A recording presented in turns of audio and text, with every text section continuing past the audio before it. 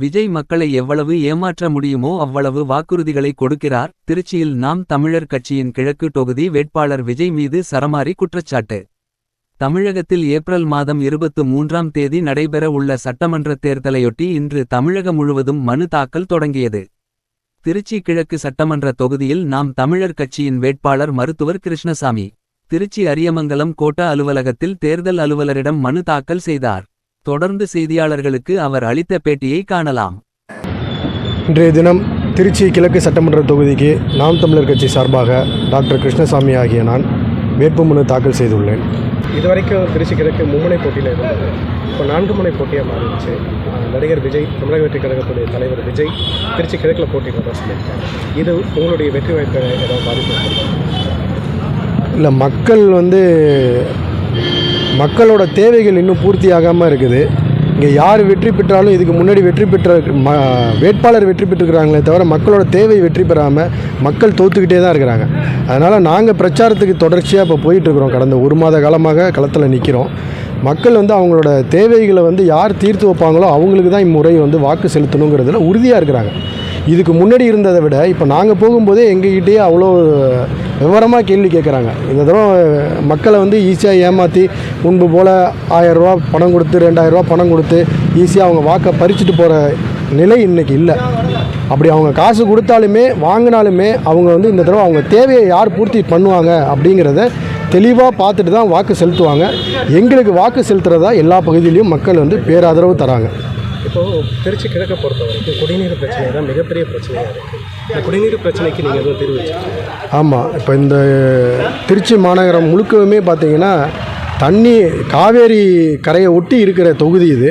ஆனால் பார்த்திங்கன்னா இங்கே குடிநீர் பிரச்சனை தலைவிரிச்சு ஆடுது. வர்ற குடிநீரும் பார்த்திங்கன்னா சுத்தம் இல்லாமல் அசுத்தமாக வருது. சங்கிலியாண்டபுரம், காஜாப்பேட்டை பகுதியிலலாம் பார்த்திங்கன்னா தண்ணி வரதெல்லாம் துர்நாற்றம் வீசுது. அடிக்கடி இது நடக்குது. அப்போ அதை சரியாக பராமரிக்கவும் மாட்டேங்கிறாங்க. தண்ணியும் வர்றதில்லை. அப்போ இதெல்லாம் முறையாக பராமரிக்கணுங்கிற திட்டத்தை முன் வச்சு தான் நாங்கள் பரப்புரை செய்கிறோம். அதுக்கு உறுதியாக தீர்வு எங்களால் கொண்டு வர முடியும். திருச்சி கிழக்கு மக்களுக்காக நீங்கள் கொண்டு வரக்கூடிய திட்டங்கள் என்னென்ன மாதிரியான திட்டங்கள் வச்சுருக்கோம்?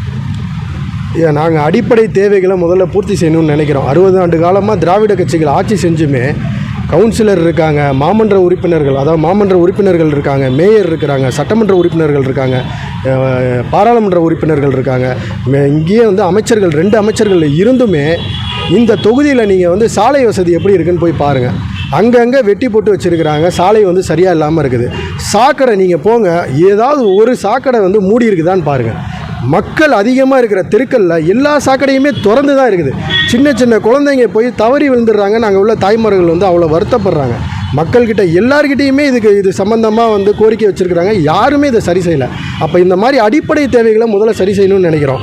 கல்லூரி இருக்குது, ஸ்கூல் இருக்குது, பக்கத்தில் மருத்துவமனை இருக்குது, இதுக்கு நடுவில் ஒரு டாஸ்மாக் கடை இருக்குது. இதை மாதிரி நகரம் எங்கும் முழுக்கையும் எங்கே பார்த்தாலும் டாஸ்மாக் கடை இருக்குது. அவன் எல்லாம் பார்த்தீங்கன்னா சாயங்கால நேரத்தில் குடிச்சிட்டு அரை நிர்வாணமாக படுத்து கிடக்கிறாங்க. இப்போ அந்த சைடில் மகளிர் நடமாட முடியல. சின்ன சின்ன குழந்தைங்கள் அதை பார்த்துட்டு சகிக்க முடியாமல் கடந்து சென்றுட்டுருக்காங்க.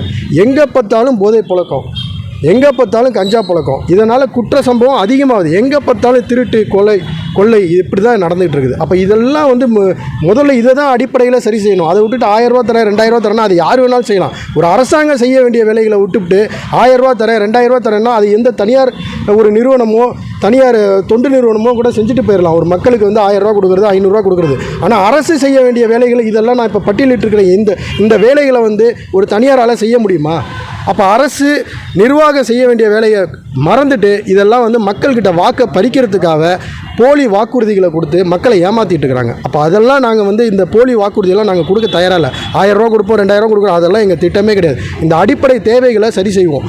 இலவசமாக எல்லாருக்குமே தூய குடிநீர் சுத்திகரிப்பு மையம் திருச்சி கிழக்குக்குன்னு பல இடங்களில் அமைச்சு மக்களுக்கு தூய குடிநீர் இலவசமாக வழங்குவோம்.